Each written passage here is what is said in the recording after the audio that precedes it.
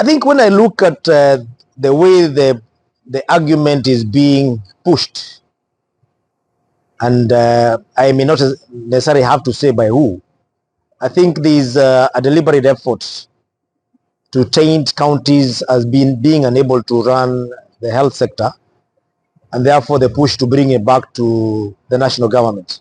And that is a narrative that can be bought by Kenyans, because Kenyans have seen what is happening in the health space as compared to the time when it did not have devolution or there before.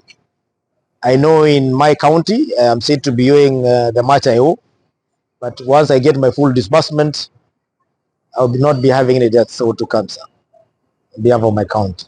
Thank you. KEMSA allows counties to have a debt up to 90 days, and that is 3 months. And yes, when debts accumulate, it does not mean that our patients have to wait until money is available for them to get sick. Patients get sick, require drugs even when the treasury has not disbursed their monies.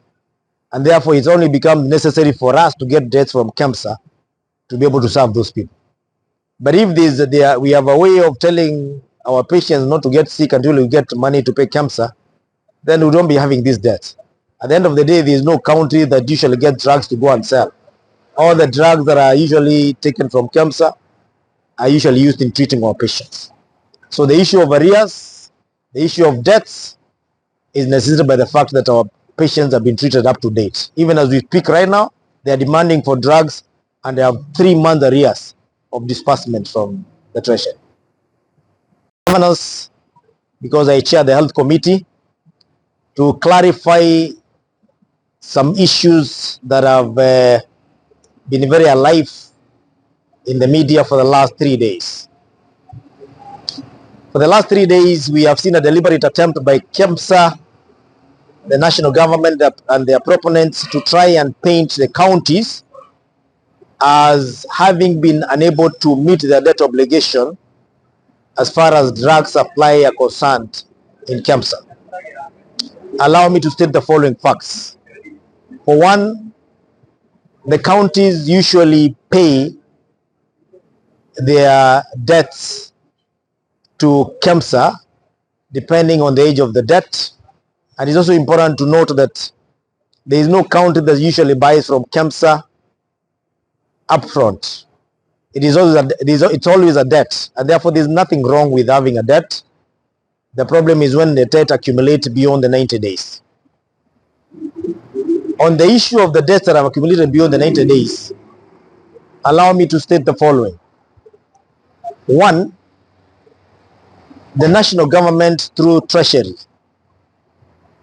owes the 47 counties a total of just above 100 billion up to the end of the financial year, which is just a few days to the end of the financial year. And therefore, most of the counties have paid their salaries. They have met their basic obligations in the counties, including the daily utility bills. The biggest problem is debts owed to suppliers, which have not been met because of the fact that the treasury owes the counties 3 months worth of disbursement. If the treasury was giving counties their money as is stated in the law on the 15th of every month, I can assure you that there is no county that will be having any debt to KEMSA by the end of each month. And therefore, I urge the treasury to release the funds for the counties, all that is owed to them, and I would ask the KEMSA to check their accounts at the end of the month when that money has been released. I think it is also important for me to note that we believe as Council of Governors is more than what meets the eye. There is a possibility that we are trying to propagate this narrative that the Council of Governors or the counties have been unable to manage the health sector. seems to be the narrative being peddled around. And I want to say the Council of Governors and the counties have done very well as far as health is concerned. And we cannot be measured by just this one fact of deaths to the cancer, which is necessitated by delay of disbursement. On the other hand, the national government had promised to give monies or capitalize cancer to the tune of 2 billion. And that was about 6 months ago. That money was taken off the budget that was supposed to be for MES equipments. To date, KEMSA has not received that money. And therefore, even KEMSA itself is struggling.